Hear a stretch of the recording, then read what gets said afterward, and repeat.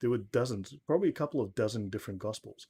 And the church fathers had to decide which ones to canonize, right? They had to sift through them and decide which ones were authentic, which ones had the right message in them, right? Which ones were most historically valid.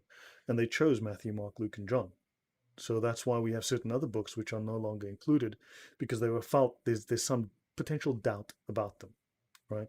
So now, so in 200 AD, Clement of Alexandria described John as a spiritual gospel, right? On the grounds that he told not a literal history of Jesus' career, but its spiritual and theological significance.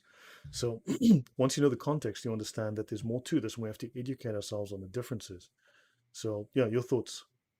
Well, one of the analogies that I've used for the differences amongst the four gospels, and actually, before I get into that, I'm going to say this before I forget. Um, One of the other things, just historically speaking, about the four gospels is they are the four earliest gospels. Most of our Gnostic gospels come from the second century, third, and even fourth century. So, anytime you're just doing purely historical research, you're going to go to the earliest attestations of any of the events. So that was just kind of one of the points that I wanted to make. And quite frankly, I forgot my other point now. So you can keep going and when I remember. We'll have time to bring them up. If there are any comments, so yeah, we should start. Pardon me. We should start winding down a little bit. I don't want to extend the shows too long. I want to make them accessible so people can listen to them and comfortably. We will do multiple of these. I suppose next weekend we'll do another one.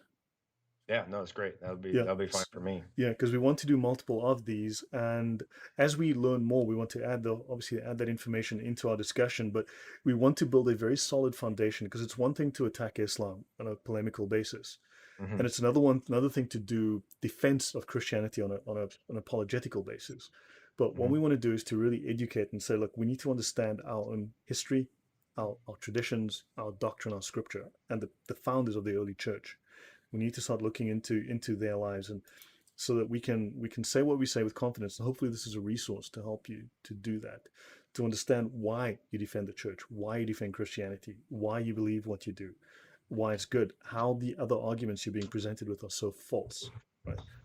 So now, in the book of Acts, Paul has a visionary encounter with the risen Christ. Paul describes it as an apocalypse, right? Now, we think of the term apocalypse as an end times event, like a life-ending event, the destruction of the earth. No, it's a revelation. It's not a conversion. It's a revelation. It's Hmm. it's something. It's a life-changing event, not a life-ending event. So apocalypse here means life-changing, right? So Acts agrees that Paul turned for support to a community of believers that already resided in Damascus, because it's logical. He was on his way to Damascus to go and kill Christians. So clearly there were Christians there Right. that he was going to invent. And once he invented them, he was going to kill them for creating a religion that he was. My brain just hurts. like just like Stephen was an invented character, right? That Paul, they threw all of their cloaks at Paul's feet. Whatever, he was just Yeah. some guy making things up. So yeah. So yeah. So that sneakers. Hi, welcome.